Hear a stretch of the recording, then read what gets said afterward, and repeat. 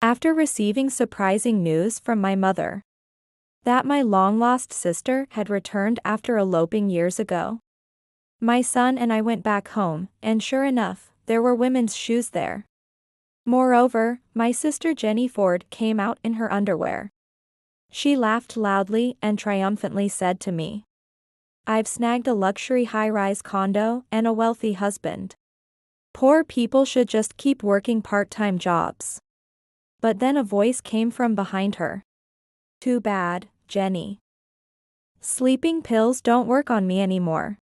It was my husband Wayne, who came out nonchalantly and said, "This woman was trying to create a fait accompli with me." He started laughing. "What would that even accomplish? The house belongs to Emma, you know?" "Yes, the high-rise condo we live in is my property, which I acquired through inheritance from my previous husband. My name is Emma Stone. I'm a 34-year-old who works for an organization dedicated to preserving American classical culture.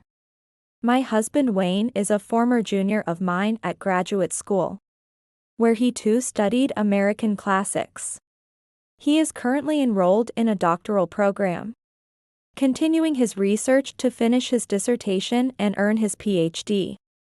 Since he has a flexible schedule, he helps by picking up our son Rick from school and taking him to various activities during the day. That's not all. Wayne is also much better at household chores than I am. He may not cook elaborate meals, but he's efficient in the kitchen. He keeps everything clean with minimal effort everywhere except his study space. He also handles the laundry more delicately and meticulously than I do. I'll bring in the money. Can you to handle the household chores?" That was more or less how I proposed to him. Honestly, I fell for him because of those qualities. I'm incredibly busy, and I can't manage everything on my own. I told him to continue his research without worrying about our livelihood. His parents were initially shocked. They even accused me of treating their son like a gigolo. However, after many discussions about our feelings, lifestyle adjustments, and our son, we got married, and he became a house husband. Although it's an unusual arrangement, we have been getting along happily. But one day, something unexpected happened. It was a Tuesday afternoon. That day, while I was overwhelmed with work and Wayne was preoccupied with his dissertation, I was about to leave my office to pick up Rick when suddenly the phone rang. "Hello? Mom, what's up?" The call was from my mother, who lives in a rural area about 5 to 6 hours away by car. Since getting married, I only visit during holidays. So we usually keep in touch via messaging apps, but it's rare for her to call directly. Both of my parents, considering how busy I am, usually schedule their calls. "This is serious, Emma. What's going on, all of a sudden?" "Jenny's back." "Jenny?" "Jenny is my younger sister, 2 years younger than me, whom I haven't seen in over a decade since she left home at 18. Apparently, her husband's company went bankrupt." "Bankrupt?" "Yes." She suddenly appeared by banging on the door, and apparently, her husband ran off after racking up a huge debt. To avoid debt collectors coming after her, she just found someone to sign his name and submitted the divorce papers. I gasped unintentionally. "So, what now?" She had the audacity to show up at our place and even left her daughter with us. "What? She just left her there?" "Yes." I asked about the girl's age because she seemed so small, and I was really surprised. "What surprised you?" "I thought she was still in kindergarten when she brought her. But she's just 1 year younger than Rick." "What?" "Rick is 9 years old, so she should be in the 2nd grade of elementary school. Yet she looks like a kindergarten student." "Mom, is she really that small?" "Yes, she's very skinny, her skin is dry, and chapped skin. I just gave her some snacks and put her in the bath, and she seems very uncomfortable. While talking, my mother's voice seemed like she was holding back tears, as if she would break down any moment. But I had to ask one more thing. Mom, you didn't turn her away, did you? What are you saying? Of course not. No matter how bad Jenny is, this child is our granddaughter. Oh, and her clothes are all worn out. That's good. So, Mom, where did Jenny go after leaving the child? That was something I needed to find out. She's headed to your place, Emma. Why my place? Before she came here, she seems to have visited an old acquaintance to talk. And it seems she was told that you married a wealthy man. I instinctively placed my hand on my forehead. Whoever it is, I'm in trouble if they just share stories that are not true. Did that person give out my address? No, but she did get your work-related social media. Work-related, that can't be helped. For my job, I have to aim for some promotional effects through social media. So, your father is rushing to your house right now. Dad is? So please keep things under control until he arrives. Wait, Mom, when exactly did Jenny leave there?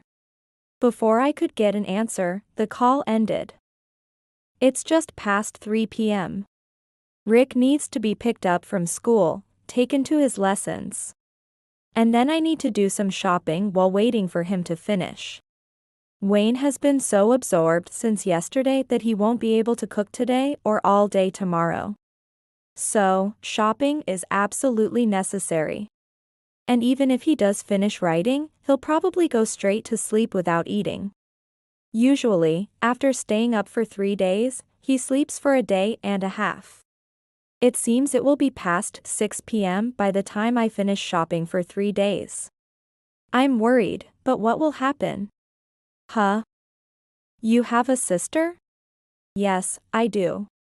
I see.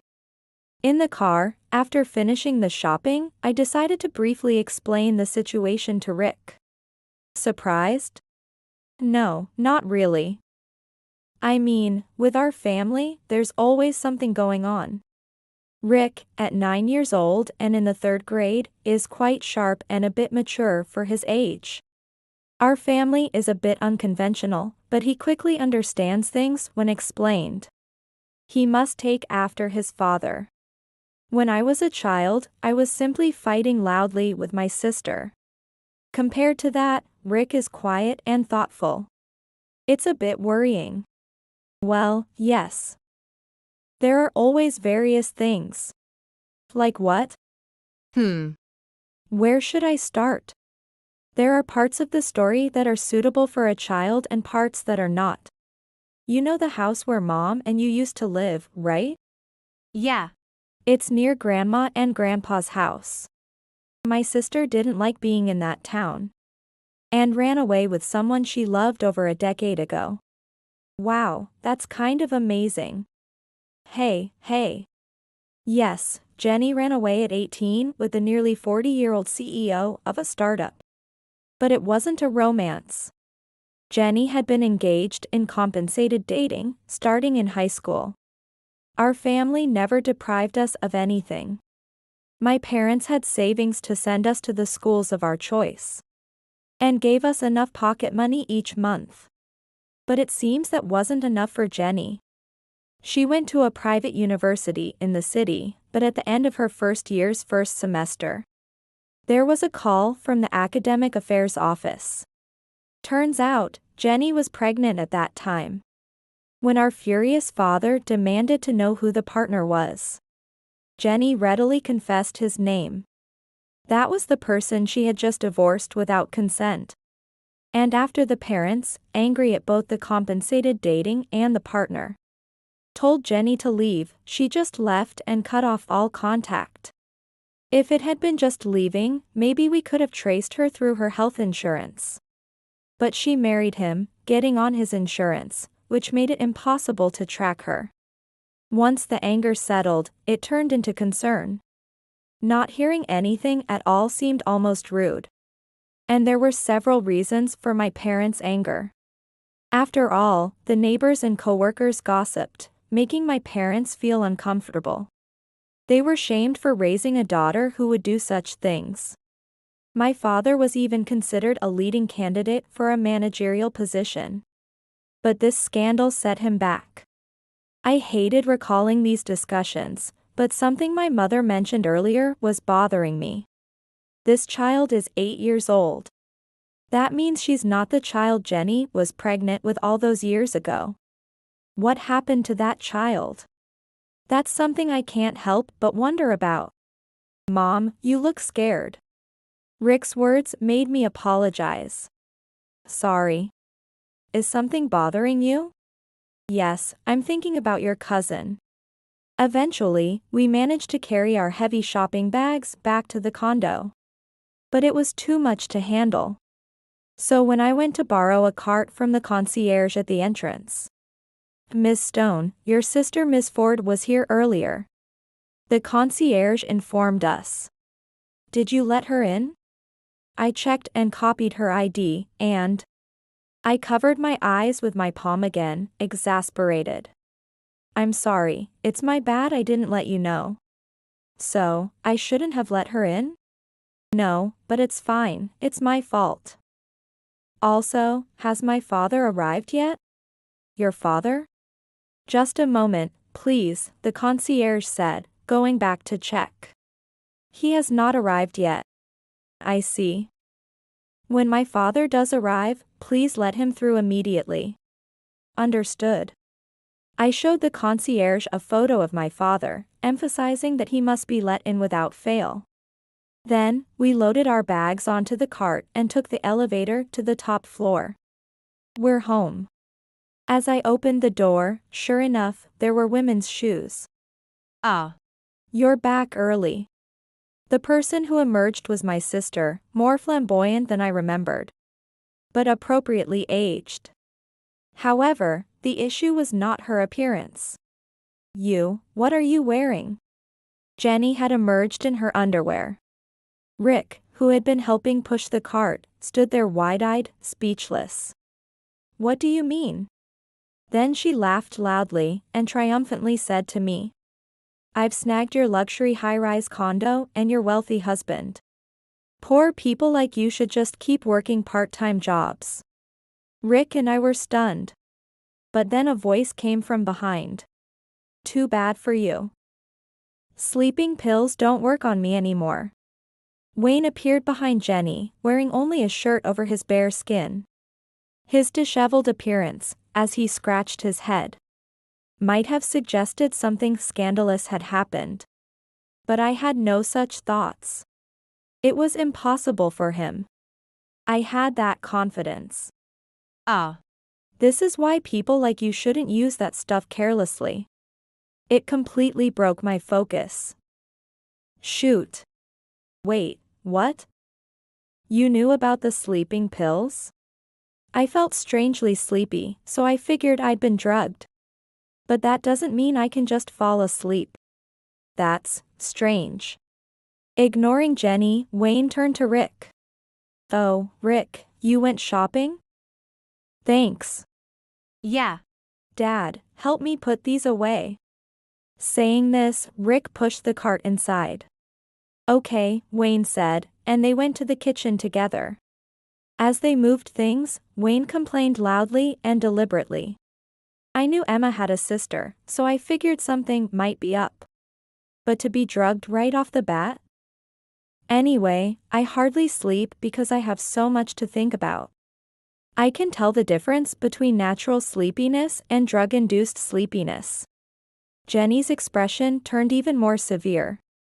I thought you might be up to something, so I just played along and pretended to sleep. What's she doing, this person? Wayne spoke calmly, methodically. Facing him, Jenny, who had seemed so confident before, was stunned. Clearly not understanding what had happened. What's with this guy? Well, she picked the wrong opponent. What's with you? That's what I want to know. You're dressed like that. Did you strip his clothes too, trying to create a fait accompli? I sighed deeply. Ah. She's always been foolish. But given how things turned out, I could guess what had happened. First, Jenny knew I lived in a high-rise condo in the capital region and had come here. Then she gathered information locally, saying she was the sister of someone living on the top floor of this high-rise condo. She found out that Wayne was a house husband while I was doing work. She must have guessed that Wayne would be home alone and targeted him while I was out. From Wayne's perspective, probably after repeatedly ignoring the doorbell, he answered it to find a woman claiming to be my sister, while his head was still half in his research. From Jenny's perspective, a seemingly disheveled man in almost pajamas appeared. Probably her thought was, he's young, isn't he? My sister has snagged a younger, high-rise condo-owning intellectual? That's unfair. I'll steal him. Then, for some reason, she had sleeping pills with her, tried to drug him, stripped Wayne, and pushed him into bed, planning to show me a suggestive scene. But Jenny didn't know Wayne. He's usually so absorbed in his research and writing that he loses track of time and doesn't even eat. I knew better than anyone that such a scheme would be pointless on him. She tried to create a fait accompli with me? Then Wayne's voice grew louder, and he burst into laughter. What would that even accomplish? The house belongs entirely to Saori. Yeah. What's this old lady talking about? Hey, that's rude. Who's this kid?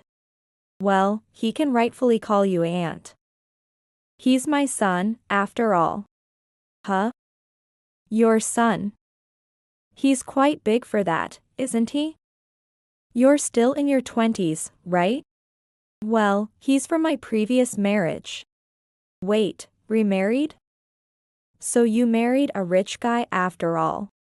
You wouldn't know since you've been away for so long. As I said this, I finally managed to enter my home. I took off my coat, hung it up, and set down my bag.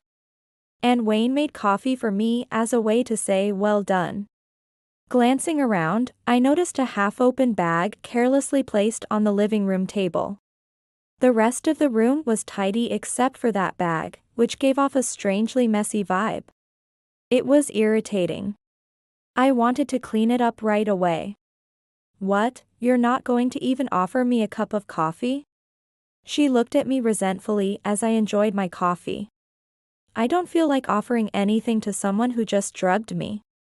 More importantly, how long do you plan to stay in that outfit? I don't want a woman parading around in her underwear in my home. First, explain. Why do you own this high-rise condo? Why can't my sister ever keep up with a conversation? Well, it's no use, she wouldn't understand without an explanation. Look, when my previous husband died, he left us a lot of wealth. And I bought this place with that. Paid in full, not mortgaged. Paid in full by you? But this place must be worth millions. Well, it's only small part of the real estate I currently own. Jenny was at a loss for words. Yes, I fully own the top floor of this high-rise condo. And not only that. I now own numerous properties, with a total asset value of $200 million. I live a wealthy life managing my passive income. And I also serve as a consultant for an organization involved in preserving Japan's classical culture. Half for tax purposes, and the other half for Wayne's sake. My so-called busy workday involves serving as a board member of this organization. And occasionally, I receive reports related to land. When I explained that, all this to you, Emma? Yes, to me. You probably don't know I got married right after college, nor why it happened. What are you talking about? Because of the mess you created. Dad's reputation at his company plummeted, and we went through a lot. What does it matter what a grown daughter does? You weren't an adult then. Remember? You were still in high school and already involved in compensated dating. Mom was embarrassed for a while because it showed she couldn't even raise a daughter properly. Just then, a marriage proposal came for me. From the Anderson family.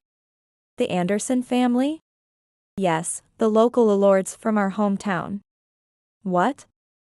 You married into that distinguished family? I sighed deeply. Wayne then said, "Let's go play for a bit," and moved Rick away from the conversation. Rick, being a smart kid, seemed to understand it was an adult conversation. So what, you married into that family? Yes, but not the person you're thinking of. I married the next head of the family, the older brother. Huh? That bedridden leech everyone said was a burden to the Anderson family? Yes, him. Indeed, my former husband was described that way. He was frail from birth, rarely went to school, and always needed a doctor nearby. Thus, he was indeed seen as a burden to that prestigious family, but that was only an external view. His parents and his younger brother, the heir, did not think of him that way. Everyone loved him, a man without desires, simply for who he was. He happened to fall for me when he saw me at the hospital during one of my visits home. The lords of Anderson went out of their way to come to our house to ask for my hand. It was the only thing their son had ever asked for. So they even pleaded to me, to a woman much younger. I married at 22 to help make my parents' life easier to live. My former husband passed away while Rick was still in my womb. Even the pregnancy was through artificial insemination. Because he didn't have the strength for natural conception. It was a wish of my kind in-laws, and I agreed for my gentle former husband's sake. He was able to watch my belly grow but passed away, leaving only his name for the child, without seeing his face. As a young widow, his parents thanked me and left his inheritance as per his will. However, some relatives targeted the large inheritance left to an outsider like me. So I moved into a secure high-rise condo in the city center when Rick started kindergarten. I further explained, and Jenny flapped her hands and shook her head, shouting, "No way, no way. How can you believe such a fairy tale? That's what you say. So what about him now? You got such a big inheritance and still got remarried." I was allowed to. Well, I didn't need permission, but I consulted them because I felt bad. They were really good in-laws. But they told me they were sorry I spent the best years of my youth caring for an ill person. And going through an artificial pregnancy. That much inheritance should be enough. Time and life can't be bought with money, they said. My kind in-laws, who had lost their beloved son to illness, understood the value of these two things well, more so because they were wealthy. Later, I moved to the city center, which was different from the life with my in-laws. And I was exhausted from single-handedly raising a child. That's when I reconnected with Wayne, a junior from college who had admired me. He became a great help to me, overwhelmed as I was. By meeting him several times, Rick gradually grew attached to him. I thought it would be nice if he could stay with me, so I proposed. My in-laws described Wayne as a harmless person who seems uninterested in anything but his studies. Moreover, their support, rather than opposition, may have been to counter the relatives who were pressuring me to remarry by sending suitable partners. So, you're the only one who gets to be happy. Her sentence was cut short by the ringtone of a smartphone. Given the time, it must be yes. I switched the phone to speaker mode after answering the call. "Hello, Emma. I hadn't heard back from you, are you all right?" Jenny groaned at the sound of her voice. "Oh, Mom, I'm fine." "Good. By the way, I just heard a noise like someone squashing a frog. Could Jenny be there with you?" "Yes, she is." I looked at Jenny with a broad smile. "Mom?" Why do you know I'm here? You always forget what you've said after 3 steps. You were the one who said you were going to your sister's. That's so unfair. Why do I get treated differently even though I'm also your daughter? Jenny yelled into the phone. Huh? Are you in any position to talk? After you left, the hell that Emma went through until she married into the Anderson family. It wasn't exactly ostracism, but with your father holding a good position at his company? The rumors were terrible. It all ended within 2 years thanks to Emma. The Anderson family intervened extensively, which helped our neighbors, relatives, and your father's company factions who admired him. You were about to ruin all the hard work your father had done in the most important company in our city. That's your problem. I never asked him to succeed. Yet it's thanks to him that we could attend a private university in the city center. Yeah. Well, that doesn't give you the right to hold it over me. Well, maybe that's true, but, Jenny, what about the child you had in your belly back then? Mother's voice turned chilling as she questioned Jenny. You had a child and ran off with your partner, didn't you? What happened to that child? He took the child with him. I've been in touch with him. Jenny groaned. Using the Anderson connection, I tracked down your whereabouts and got his mobile number. Mother continued relentlessly. He said he was sorry for running away and was grateful for the divorce. His money-making skills might have been mediocre, but he seems to be a better person than you. He couldn't give me his location, but he said he's working far away to repay his debts. Alone? Alone? I asked my mother. Yes, alone. You can imagine what that means, right? Mother had mentioned the terrible state of the child Jenny brought with her. I quickly turned towards Jenny. You left your child. Stop. Why are you looking at me like that? Mom told me. The daughter you left was terribly thin, wasn't she? It's been tough recently. Someone going through tough times doesn't carry around that kind of bag. I pointed at the designer bag carelessly tossed onto the living room table. That's clearly a designer brand, isn't it? I bought it 2 or 3 years ago. Mom said your daughter looks like a kindergartner. Yet she's only a year younger than Rick. That's right. Mother's voice grew even colder. Her name is Amy, right? Has she been attending kindergarten or school properly? She seems a bit delayed in her speech. Of course she has. Grandma, is my mom there? A frail voice came from the other side. Yes, Amy. Do you want to talk to your mom? No. I definitely don't want to go back. I don't want to go back to my mom's place. Amy, Jenny's daughter, started crying on the other end. I don't want to be like my sister. I see. There seemed to be a horrifying truth behind these words. We've been talking a bit. It seems there was an older sister, wasn't there? The use of the past tense implied much. I don't know anything about that.